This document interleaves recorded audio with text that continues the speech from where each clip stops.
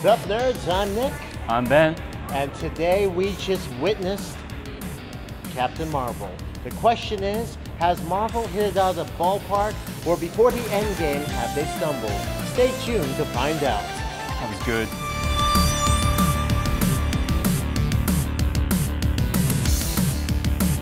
Hi guys, so if you like this video, hit the button at the bottom, subscribe to us. We're gonna have more fun Marvel stuff as we get closer to Endgame, and let me tell you, we've got some big plans. But before we go on more of that, let's talk about Captain Marvel. Captain Marvel is the introduction of Carol Danvers into the MCU. Carol Danvers is a part of a hero warrior race known as the Kree. Carol is a amnesiac. She doesn't remember her past, doesn't want to, but as time goes on, not only will we get to know Carol more, but we'll realize the insidious nature of what's going on. The MCU has always been about dark secrets and strange intergalactic adventures, and we come right back down to Earth. And let me tell you folks, this is something you have to witness, not just because it's a precursor to Endgame, but more importantly because it completes a few missing pieces of the MCU. Ben, what did you think? I didn't like it as much as you.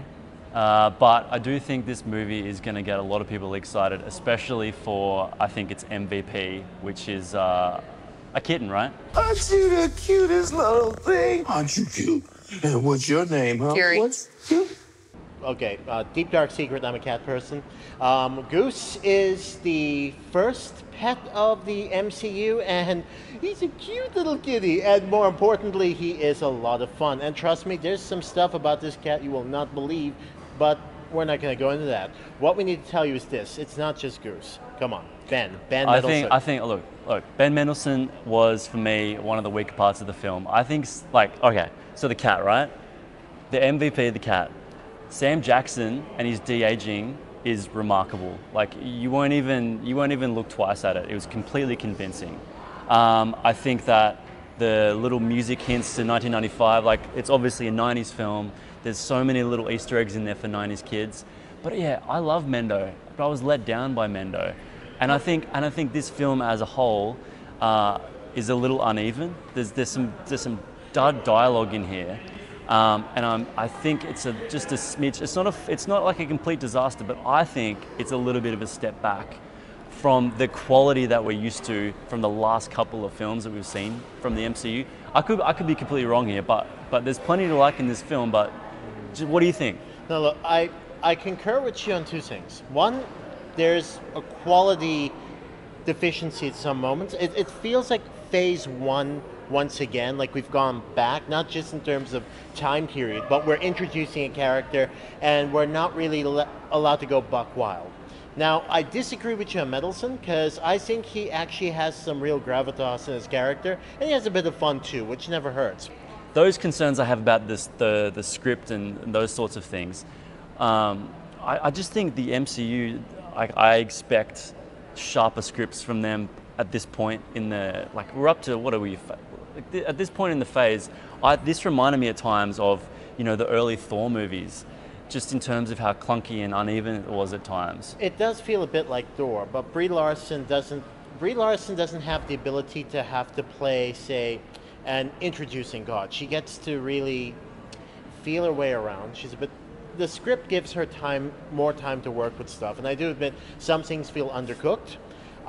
And for a franchise that's built universes, built larger things, it feels quite small and contained on Earth.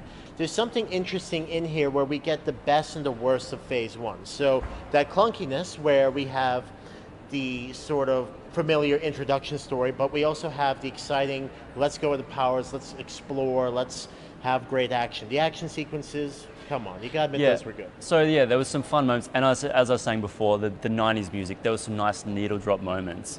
I think, just going back to Brie Larson for a moment, right? I love Brie Larson, but did you think she was, in this film, she was a hard character to truly love? Like, did you fall in love with her, in the same way that you fall in love with some of the other Marvel characters within the first, 15, 20 minutes of the film? I can defend why that might be. See, Iron Man, when he was first conceived, was meant to be a cold character. He was meant to be a sort of person coming out of the Cold War conflict, meant to be somewhat unlikable. And yeah, Carol Danvers does come across like a dick, but what makes her interesting is the fact that her abrasiveness is a defense. And for a person that's powerful, we actually realize she's quite vulnerable. I actually think that sort of obtuseness of the character makes her quite interesting because it gives her range.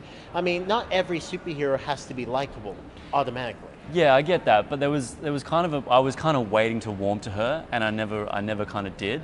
What I did see toward, as the film goes on, she gets more and more confident, and she has some kick-ass moments, especially towards the end. But do you think this is a character that people are going to get behind? Is the merch going to be flying off the shelf?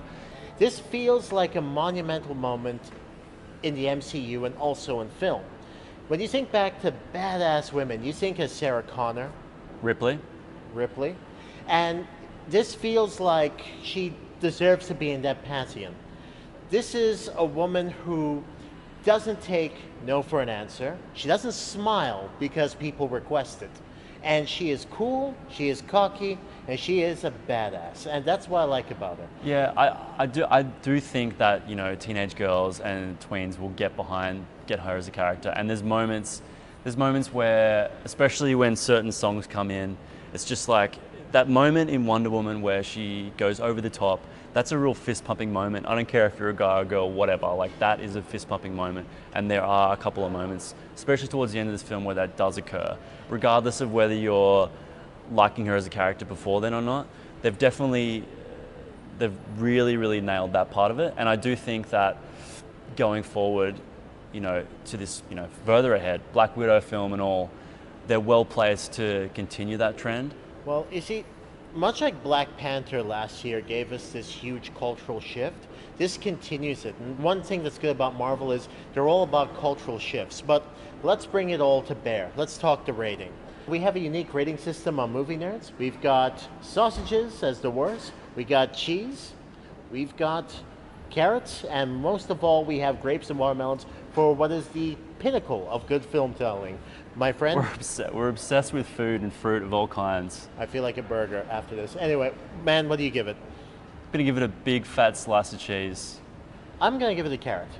It feels like it's gonna be a carrot on a stick to bring more people into Marvel, and I think it's appropriate. Make of that what you will.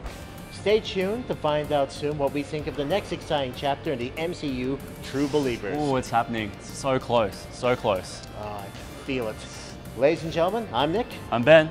And you've been watching Movie Nerds. We'll see you nerds at the movies. Yeah!